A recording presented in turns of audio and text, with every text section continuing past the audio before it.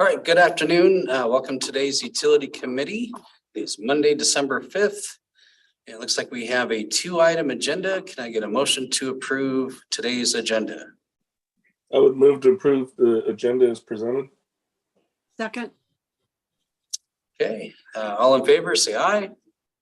Aye. And the agenda passes unanimously. We have a 2-item agenda. One is Bud Inlet Deschutes Watershed Coalition. Peter Brooks, you have the floor, sir. Thank you. Okay, so you need to pull my slides up, huh? That's what they do.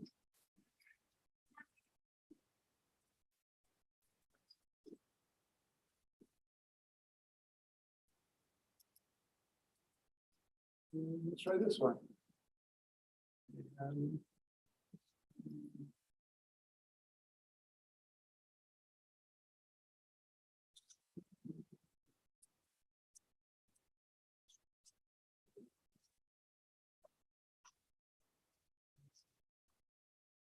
You need to share it on Zoom. There we go. Yeah, you do. Yeah, you gotta You gotta share it on Zoom. Share button first before you expand it.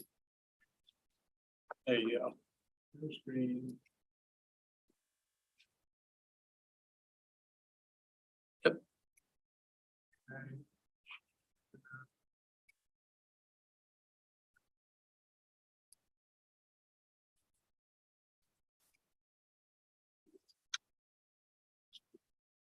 Okay. Everybody see that? Good. Yes. Okay, so what we're talking about today is the Deschutes Bud Watershed Coalition. MOU. Actually, what activity is going on right now is the bylaws to implement it. So, thanks. That helps. Yeah, we're talking about the bylaws. So, quicker. I'll just see if I can click through it. Is this the one? You may need to use the mouse. Yeah, let's try the mouse. Or the keyboard. Okay. Next. Oh, come on. I'll just go there with the keyboard. So go escape and then you should be able to use the arrows. There you go. Thank you. Okay, so what you see here is a picture of the area that's in concern. So that's the shaded in red. That is the Deschutes watershed heading down to Bud Inlet. So you can see the cities of Olympia, Lacey, Yelm are all indicated there. Why those 3 cities? Well, they're the 3 cities who are partners with the Squaxin Island tribe in this agreement. And if you look way at the head end of the watershed, you look just to the right or east, you see Alder Lake. So if you've been up to Mount Rainier, you've gone by it. You can see that just go over the ridge from Alder Lake and that starts the Deschutes that comes all the way down through Olympia into Bud Inlet. Next slide. Okay, so what I created for this, it's kind of a way to talk through a bunch of it, is the history. So this is a watershed or a water rights presentation, so I'm going to try not to get it complicated, but it's hard not to be a little bit complicated because of the topic. Okay, so think back 2007. In fact, way before that even, the city of Lacey is desperately trying to get future water rights. We'd had applications from the 90s on file with Ecology seeking water rights, and they weren't going anywhere. So starting in the summer of 2007, the Squaxin Island tribe realized that the city is like pursuing these water rights is, well, let's work together collaboratively on this stuff. And so we started having conversations at that point. In the winter of 2008, 2009, Ecology agrees to work with the cities of Yelm, Olympia, and Lacey on an expedited concurrent review of the water rights applications. That was largely thanks to, at least in the Squally tribe, Squaxin Island tribe may have had something to do with it.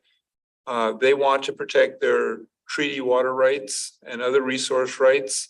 And they were afraid that the cities, if Ecology worked individually with the cities, it would be like piecemeal nickel and dime, not looking at cumulative impacts on the water. And it might not be in their best interest, the tribe's best interest. So they persuaded Ecology to bundle all the applications from the 3 cities together and work on them as a collaborative thing. And you see the date there, November 29th of 2011. So just a little over 11 years ago, out at the Squaxin Tribal Museum and Culture Center, there was a signing of a MOU for the 3 cities to move forward on their water rights. Essentially what that was is, after these discussions, the Squaxin Island tribe said, we're not going to appeal your water rights because you have agreed to collaborate on projects in the basin that we want to see accomplished. So then the spring of 2012, Ecology issues records of examination. That's the form that the decisions are made for water rights. The ROE is approving water rights for Yelm, Olympia, and Lacey. And then within the 30-day protest period, someone named Sarah Foster protested Yelm's water right decision. Olympia and Lacey escaped any protests, and we were issued our water rights. Now, this is significant. Well, obviously it's significant that Yelm didn't get their water rights, but it's significant because in the MOU, the term of art was issuance of final water rights. And so because Yelm did not get their water rights, the MOU was not put into effect. It wasn't triggered. It's signed, and we all agreed to do it, but it's not timely because Yelm hadn't received their water rights. 2012 through 2015, Yelm's case moves through the legal system all the way up to the Washington State Supreme Court. And in October 2015, the Supreme Court upholds Sarah Foster's appeal, which means no water rights for Yelm. Okay. What happens in this intervening time is, because Lacey and Olympia had received their water rights, one of the things that was a condition of the water rights, it's written in the record of exam, the ROE, is that we would do a project. And the project was purchasing a farm up around Vail on the Deschutes River and taking the bottom lands, which are sheep farming at the time, and restoring them back into quasi-wetland, lowlands, wetland kind of complex for the benefit of the Deschutes River. Yelm was also had that in their mitigation plan as a condition of their water rights, but they don't have water rights. So they kind of dropped out, said, maybe we'll see you later, we'll see what happens. So Olympia and Lacey went forward, paid all the costs up front, hoping to collect Yelm's share later, and we did that restoration project. That's just a sidebar note. So it's not like everything stopped, it's just that Yelm dropped out. Okay, spring of 2018, Washington State Legislature passes RCW 9094, which is called the Stream Flow Restoration Act. Now, what that was especially designed to do was to be the, quote, Hearst fix. Hearst was simply a decision from the state Supreme Court that said that the Department of Ecology wasn't the right party to deal with permit exempt water rights.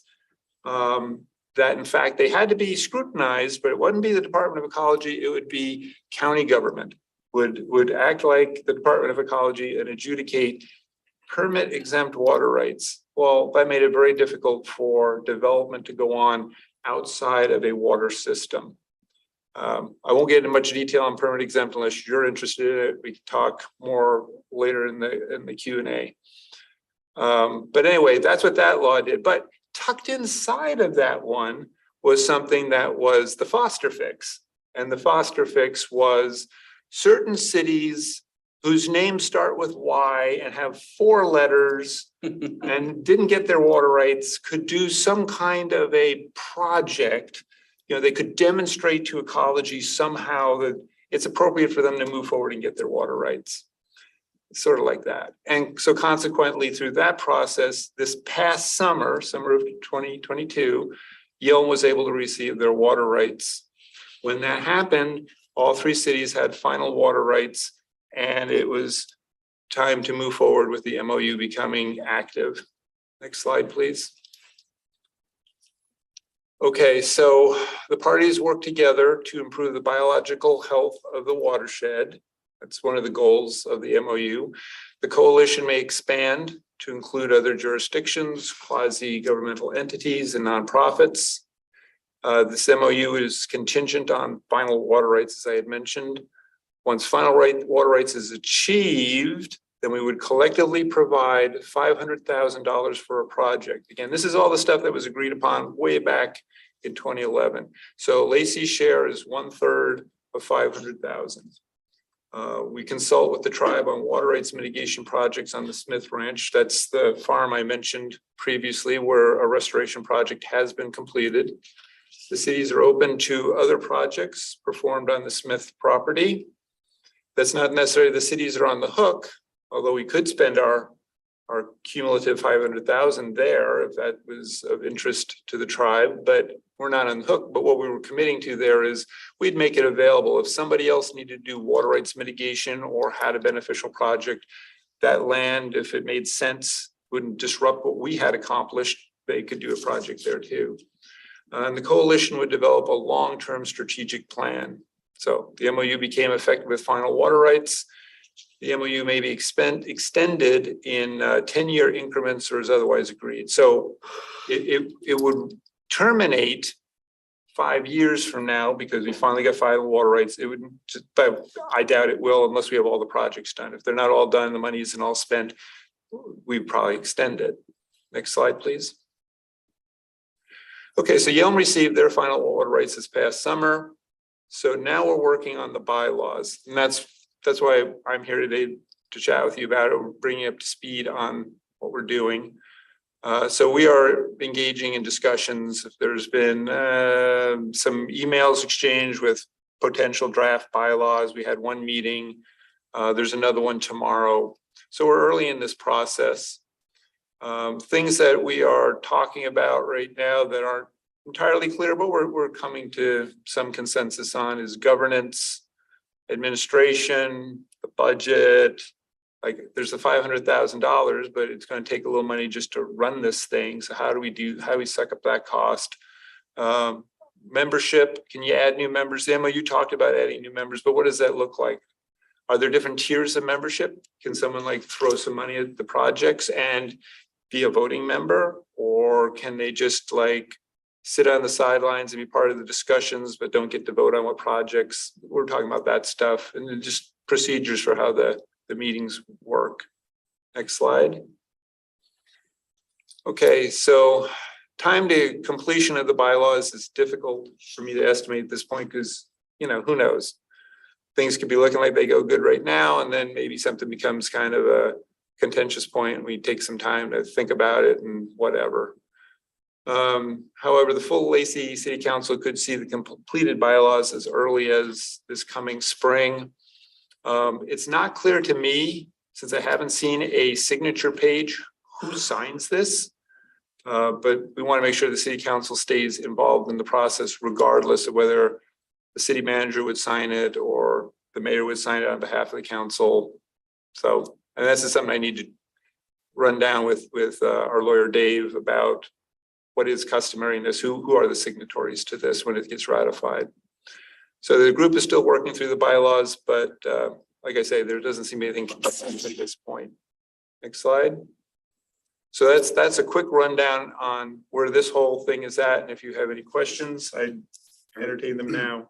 See a little box where it says talking city council. Yes, pop them up so we can see them. Yeah, probably the third one. There you go. Have at it. Perfect. And then stop sharing the screen. Excellent. You're muted. So does anybody have any questions? Carolyn, do you have any questions? No, that was very thorough. Thanks, Peter. Michael? None for me. Okay. That's great. I knew Mr. Brooks was going to do an awesome job. Thanks. Okay, let's move on to the next topic then. Thank you, Peter. Eric, one other thing too, you see where it says who can see the transcript? If you exit that out, it's on the very top. You wanna go to share, you wanna X out of that. Share screen. Where did you go?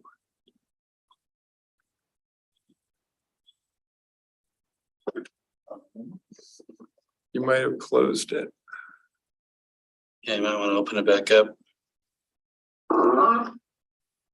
Yeah. So go to the folder. And there you are. That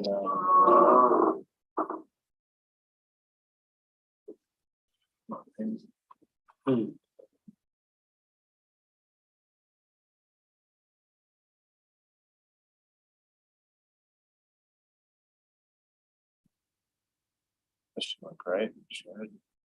Let's try it. There you go. Yes. Okay. Okay, then minimize the council thing. There you go. We're all Okay, Zoom experts. We'll get there. we got it. So my name is Eric Iverson and I'm in Water Resources Group, here to talk to you guys today about the UCMR 5, which is the unregulated contaminant monitoring rule. This is the 5th iteration of this rule, and this one is largely going to be covering the various PFAS chemicals, which you might have heard about recently in the news, and also lithium as their subjects. I just want to briefly share with you guys a little history about the UCMR. One thing I like to refer to the UCMR as in my studies about it is substances that are under study for future regulation. This is authorized by the Safe Drinking Water Act that was established in 1974. The Safe Drinking Water Act establishes enforceable national primary drinking water regulations. Throughout the time of the Safe Drinking Water Act, there are a couple of amendments in 1986 and 1996. And for purposes of the UCMR, it was clarified that any public water system serving over roughly 10,000 people will be required to monitor. There are smaller systems to some scale also monitor, as this is a federal program. The whole country's looking at these things in this time period right now. Also, the 96 amendment took away management from the states and brought it back to the EPA so that everything is roughly the same for everybody. In this study, which is going to occur over the next several years, the data that's collected for the contaminants, these contaminants are suspected to be present in drinking water, but there is not a health standard based on that. So the information gathered will be analyzed, and going down the line, people may be presented. As I mentioned before, this is the 5th UCMR. Just briefly going through the 1, 2, 3, and 4. There's some timelines for you. But the UCMR 3 did include 6 of these PFAS chemicals that we will be testing for yet again in UCMR 5. A little bit more history is each time there is a UCMR, there's between 5 and 30 contaminants that are selected. And here's a little bit of the criteria for what those contaminants would be. So 1, they may have an adverse effect on the health of people. And they are known to occur with a substantial likelihood that it will occur in a public water system. And the frequency is at a level of public health concern. And that the regulation of the contaminant will present a meaningful opportunity for risk reduction for health by people served by these public water systems. So what is our responsibility as the city? So currently we've submitted a plan, and this plan is demonstrating 12 different sampling locations. And those locations represent all of our groundwater sources. So they're either single sources or sources conglomerated into well fields. We are waiting approval for the plan. I wouldn't suspect there'd be any issues with that based on past practices. The testing will actually conduct of 2 different rounds that'll be held 6 months apart. And we will be looking at the 29 various PFAS chemicals, and lithium is also part of the list to be tested for this time. We are tentatively planned to start collecting samples in a year from now, December 2023, 6 months following in July 24 is when we will likely be doing our collections. And what's all this going to cost? Well, it's going to cost at least $20,000, and that's if there's no detections made. As part of the quality control purposes, if we do find a detection in any of these source samples, they'll also do a field blank as well. So that's going to assure that sample vessels, procedural methods in the lab are all verifying that it is good data. Those will cost roughly $200 a piece to run. And so it can bump up the cost. So $32,000 is worst case scenario. Will we find it at each of the sites? Likely not, based on some past testing that we'll talk about as well. So what are we going to expect throughout this process? So as I mentioned in UCMR 3, which took place in 2014 and 15, there were no detections made. However, for the purposes of this discussion, detection is brought forth by the minimum reporting levels. And this is what the laboratory is, their capabilities are.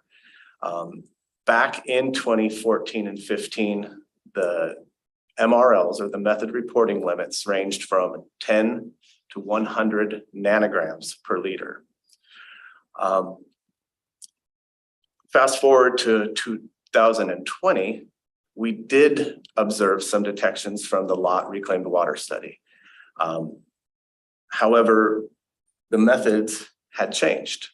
They were updated to showing a method reporting limit from 2 to 8 nanograms per liter. And so with that basically means a smaller amount is able to be detected, and technology drove the lower detection levels. Those several of the methods were updated in 2020. So that lot study had the latest and greatest science, and we ended up finding some detections that were reportable in that study. The UCMR 5 is going to be using the same methods. And so it again will be capable of detecting between 2 and 8 nanograms per liter for the PFAS chemicals. Just to give you an idea of what nanograms per liter is, it's a tiny amount. It's referred to as parts per trillion. So I wrote out a trillion for you so you could see, but to put it in perspective, 1 second is a trillion. In 3,709 years, a trillionth represents one of those seconds. So we're looking for very small amounts of these chemicals, and yeah, we'll see how widespread and at what levels we find them. Lithium, we have never tested for before. So I guess we'll wait and see what we come up with. Unrelated to UCMR 5, but of importance, is the Washington State monitoring requirements. In 2021, rules were made that we will monitor for several PFAS chemicals, not the 29, but I think the list is 8. These samples that we will do will meet that state regulation. There is a couple questions about accreditation through the labs, but DOH has assured us that they will, at least for the first round, use this information for our compliance monitoring, which can replete duplicative efforts and also some costs. Also important to note that although we did have detections of PFAS in the lot study, none of them exceeded the state action levels. So a state action level is set to show there's certain significance in these levels that some actions might need to take place. What we did find was below that level. So that is some good news. Now what comes next? So as I mentioned before, these are substances under study for future regulation. So once the sampling is completed, all the way through 2025, then decisions are going to be made. They're going to compile the data. They may make new rules. They may send out a health advisory, which isn't backed by rules, but it's good information for the public, or they may take no action at all. That's all to be determined. However, if we do find detections, we have to notify the customers of that. An easy way to do that is the consumer confidence report. But if we have a result above the method detection limit, that is something we have to tell the folks of Lacey, and it has to be within a calendar year. So down the line, what would happen if a maximum contaminant level is codified, is put into the rules? That could mean treatment would be required. It could mean there could be blending of sources. It could mean the certain sources are taken offline so that that plume of PFAS isn't entering our system. There are ways to treat for it. I listed a few different ways to treat for it. The technology is always improving as well. So there might be other ways that are better for the type of detection we have based on the others, but that's all to be determined. Regardless, if treatment's required, there will be a substantial cost for it. So I've talked about PFAS quite a bit. What exactly are they? These are man-made chemicals with a common structures of having carbon chains and fluorine atoms along the chains. And then oftentimes a polar end made up of a certain acid. Now, yeah, there's some pictures of what they look like. The key points here is they're extremely durable substances, and they're also all man-made and often associated with anti-stain, anti-stick. Firefighting foams have been in the highlights as well. Teflon, your anti-stick pans, was one of the first PFAS chemicals synthesized in the lab. So these are found everywhere in the environment. There has been recent efforts to remove certain food packaging so that there's not a consumption mechanism to go inside the people. We've detected PFAS in lots of different human populations as well. They're often referred to as forever chemicals just because of what their durability is, and also they're very transportable once they enter a groundwater and the natural hydrogeologic flows. And with that, that's a pretty high level overview, but if there's any specific questions, I'd be happy to talk to you guys. Questions? Carolyn? Thank you. On the lithium question, aside from batteries, what might be the sources of lithium, and what can we do to keep that out of the groundwater? So lithium was also, batteries is a big one. There's some industrial components to lithium, and exactly what all of them are, I could look that up for you, but overall, Also pharmacological, like it's older, but for bipolar, what you used to call bipolar, whatever, treatments include lithium, you may have heard. So there could be a pharmacological component, so then it goes to the wastewater treatment plant. Okay. And my other question is, are we partnering with LOT on these studies?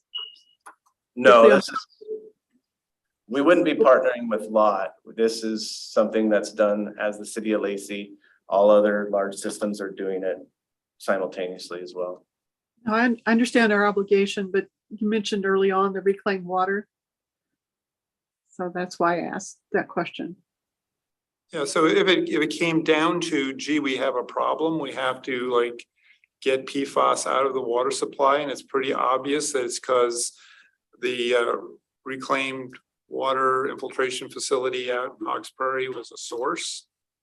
Well, then we would have conversations with Lot and say, so what are you gonna do? You're gonna stop infiltrating here, you're gonna cooperate in treating, you're gonna treat more at the plant. However we would address it, but yeah, then they would be brought in. Right. And just as the lot representative, I know they're looking at it from their end too, so. Great, thank you. Stedman, you got any questions? No questions. Interesting though, the, sign of the times, having the test for lithium and products like that, but we're better for doing it, better to find out if it's happening than not. Okay, anything else for the good of the order, Scott? Yeah, just one. So I know we already test for other contaminants. Do we need an additional 20,000 for this new round? And we budgeted for it. Okay, all right. Okay. All right, thank you, gentlemen. Great presentation. We'll go ahead and call this meeting adjourned unless there's any other questions. No, okay, thank you.